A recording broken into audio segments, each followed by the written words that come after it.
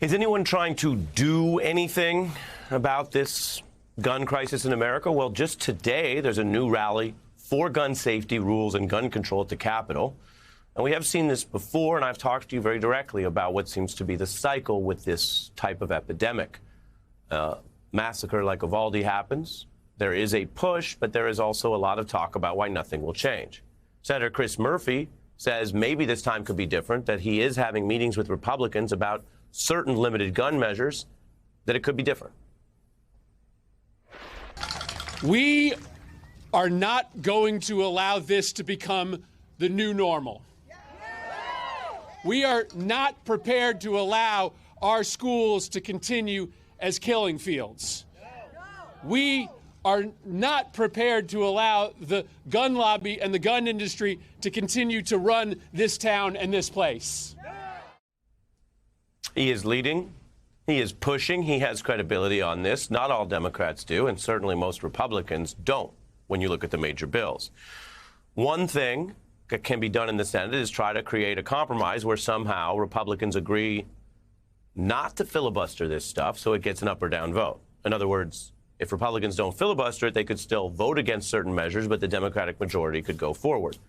Everyone's saying that's unlikely. Another option is that Senate Democrats could just pass the two background check bills that already passed the House that are pending by just carving out a public safety exception to the filibuster. That would take the cooperation of two of those holdouts on that issue, Senators Manchin and Sinema. The Senate GOP this morning was again using filibuster obstruction to block a related domestic terror bill, which came out of the Buffalo shootings. The New York Times today reports the politics on this are extremely divided because Republicans, even in this gun epidemic time, are actually continuing to invoke guns as something that they are proud of and they think helps them win in midterm ads. So when people say I won't support guns, they're dead wrong. Boom! Lipstick? An iPhone? Or maybe a little Smith & Wesson 38. Did we mention he owns a gun range? As a teenager, I hunted with a 30-06. Dean and I taught our daughters to shoot when they were little. I'll make sure we always have the right to protect ourselves and our families. I believe in Jesus, guns, and babies. Pro-God, pro-gun, pro-Trump. I'm willing to do whatever it takes to return this country back to its former glory.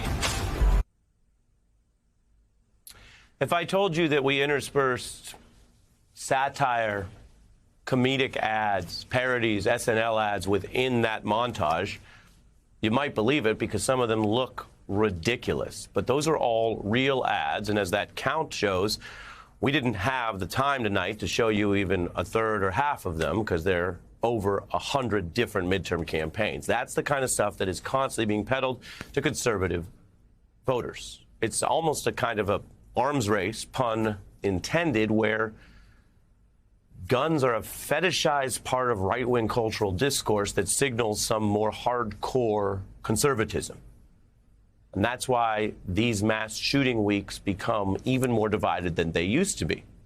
As for Texas Senator Ted Cruz, well, when you put aside the ads and the props, let's not forget, I should say, how many of the guns you saw in those ads were props, because this is entertainment to so many. When it comes to the facts, well, he's dodging some basic questions about his proclaimed loved guns. I just want to understand why you do not think that guns are the problem. Why is this just an American problem? Well, it is just an American problem, sir.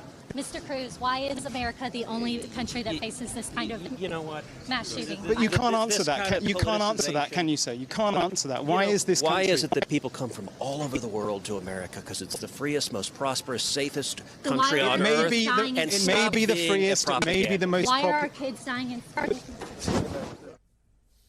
There's that deflection there. It's very similar to what we showed you earlier in the broadcast from another Texas Republican. And the point here is, if you have a great answer and you're a politician, you just give the great answer. But even in Republican primaries in Texas, this is a tough week to tell those parents nothing can be done. No safety measures can be used. No questions should be asked. No license should be required when people want military-style guns. That doesn't work right now, even in Texas. Republican Senator Ron Johnson also unable, it would appear, to deal with the facts on background checks. In the wake of this shooting, why not expand background checks, including on firearms and on gun sales? Why not expand background checks? Can you explain that, Senator?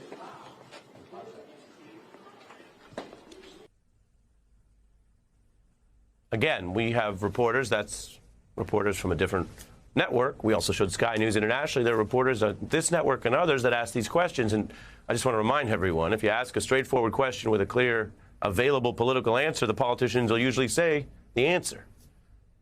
But they're politicians. They know politics. They know it's a bad week for this, and that's why they just want to obstruct, run, duck, hide, and hope you, the public, you, the voters, will move on and forget this. There may be something changing. My job here is not to predict. I'm not going to try to do that with you. But I can show you that as compared to, say, a few years back, we are seeing more and more outrage far outside the field of professional policy, law, and politics. We're seeing more and more nonpartisan outrage from people who are mostly devoted to other things and other walks of life, but are looking up and saying, how can we live like this? The Miami Heat basketball team, which of course has fans of all ideological stripes, well, they have their announcer using his platform to urge sports fans to call lawmakers and demand change rather than just observing another moment of grief and silence. The Heat urges you to contact your state senators by calling 202-224-3121 to leave a message demanding their support for common sense gun laws. You can also make change at the ballot box. Visit heat.com/vote to register and let your voice be heard this fall. And is that a political risk on a night when people might just want to kick back after all these hard times and watch basketball? Well, politically it's not, because we already know vast majorities of people support some of the so-called common sense or basic safety measures. There are parts of the gun debate that are divisive. I've covered that. There are other parts, like subjecting guns to the kind of safety measures we use for cars and alcohol, that so many people support, but a few Republicans use tricks to block floor votes in the Senate. It is an issue that is that simple.